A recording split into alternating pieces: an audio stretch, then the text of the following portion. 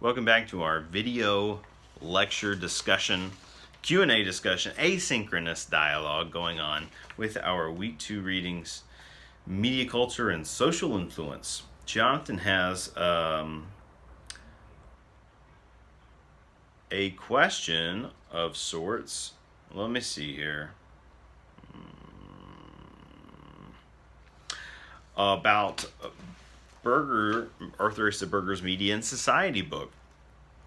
On page 14, Burger refers to a book by Julius Hoysch, A Psychiatric Study of Myth and Fairy Tales. He goes on to talk about the effect of children watching TV shows that are out of their maturity level, a theme a couple of you have asked about today.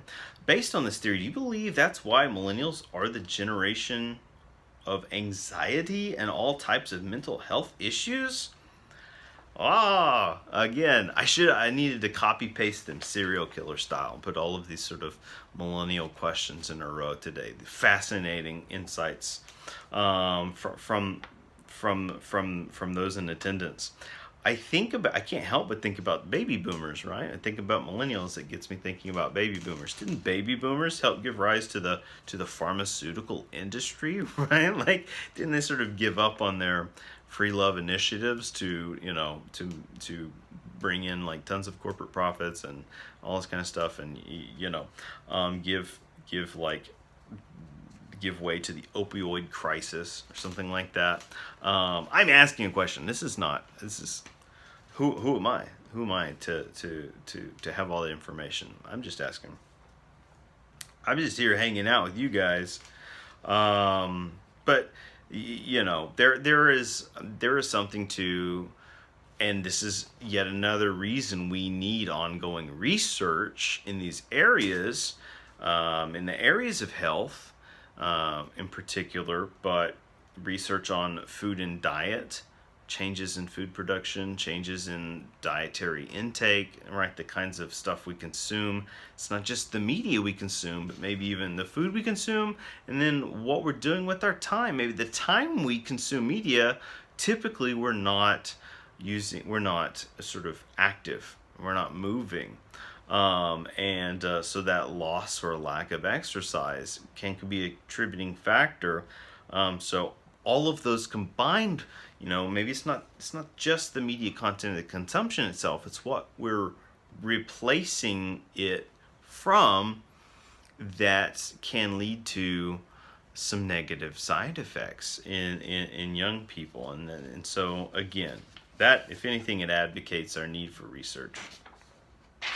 Looking at Chapter 2, Media Usage in the U.S., page 22 to 34. On page 26, the third paragraph down, Burger speaks of nonverbal communication and 70% or so of information that is generated by facial expressions and body language.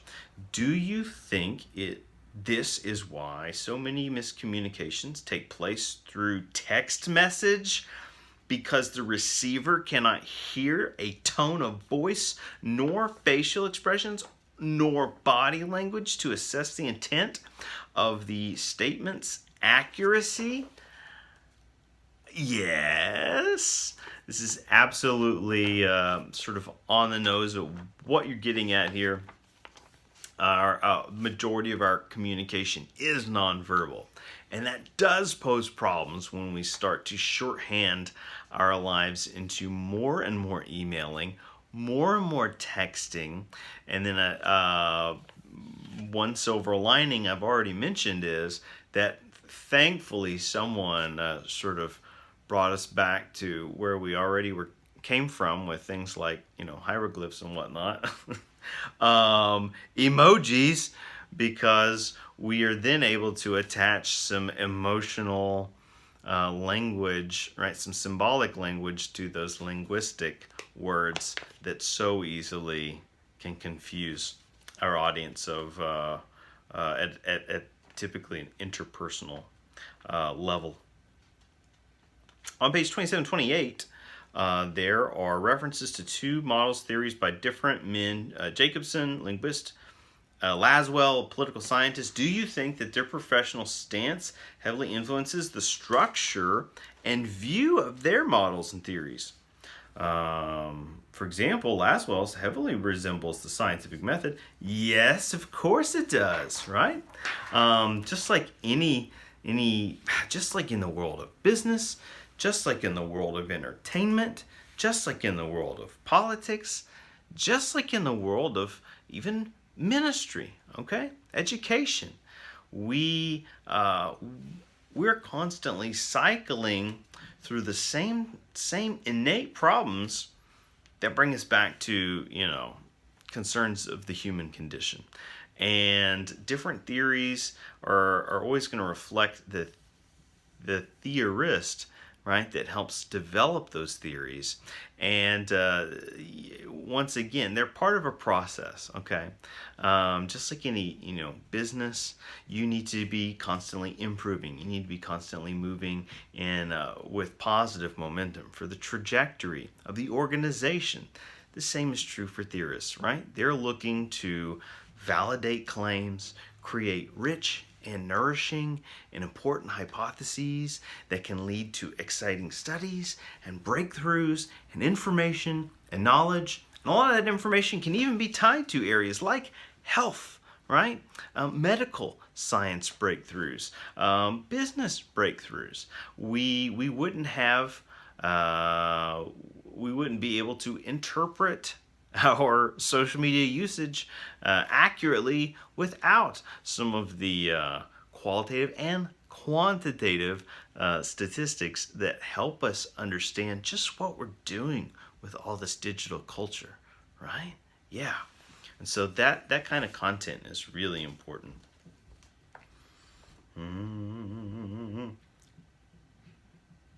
Sociologist Karl Mannheim, author of Ideology and Utopia, makes the point, quote, strictly speaking, it is incorrect to say that the single individual thinks, end quote. Would you agree with Mannheim? Why or why not? This is classic, right? The reason Berger and so many others will often use this quote, right, again and again, is this is like they're fishing, right? It's a trick. When they talk, because our natural impulse is to resist. Like, what? Are you saying I can't practice individualism? I can't think for myself? Well, a little bit. But, Mannheim's point is that we are collectively shaped from the moment we're born, all right? You and humans, right, even more than, I don't know, baby elephant or something, need that collective cultivation. All right, we're shaped by our conditions. We're shaped by the people we encounter. We're shaped by the nutrients we're provided. We're shaped by the media we consume. Okay, and so this is a great tie-in to why it would be important to study media, because if we or the people around us are already going down that trajectory, they're already going there. We're already locked in and using media for all these various ways, then why wouldn't it be an essential tool and to study media? And how much better does that put us in the competitive realm of things? In the game of phones. Robert says, quote, it is unclear whether millennials' communication truly is deficient or if the nature of communication simply has to change, end quote. Would you say that it is a deficiency in the millennials' communication, or should communication undertake such a drastic change? So context being Robert's talking about communication studies and millennial practices and how the two need one another. That's the point. Both must adapt and evolve, right? All communication will continue to evolve, just like technology evolves. And while some people will, update less than others, we still have to look for ways to constantly, improve those interactions. Matthew's got some excellent questions here.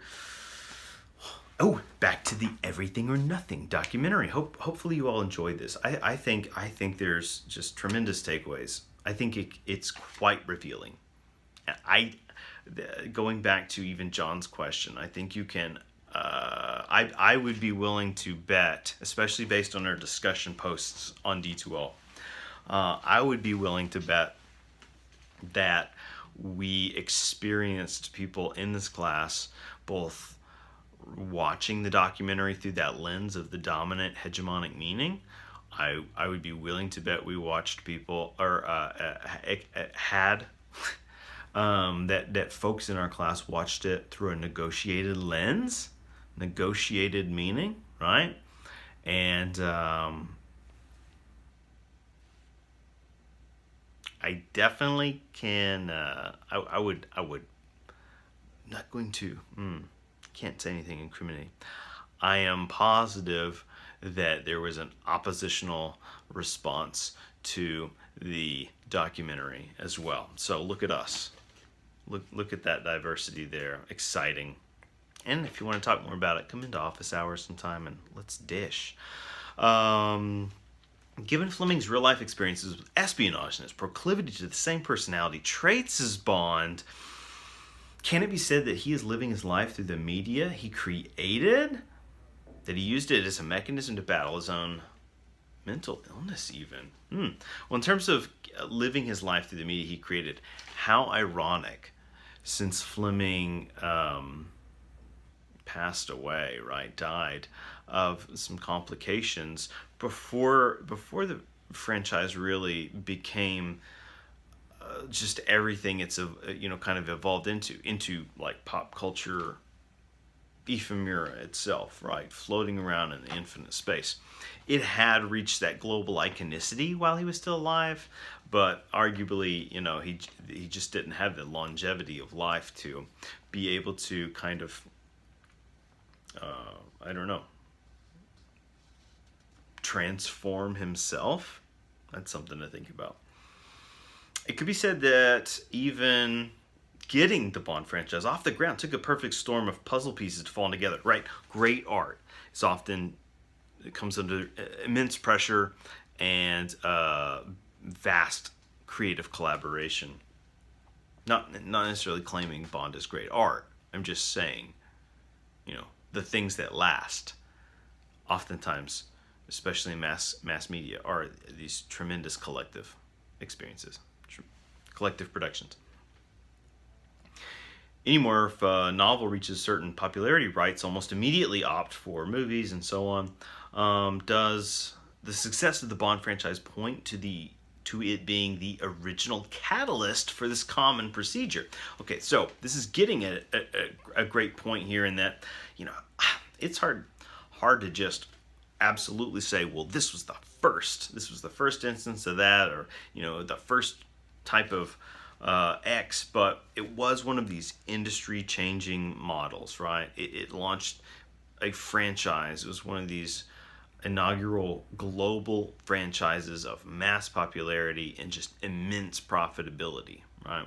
And when people start seeing money signs, and audiences, consumers have sort of entertainment euphoria, this is striking gold. So it did set a precedent that was then replicated again and again and again, and still to this day by the entertainment industry.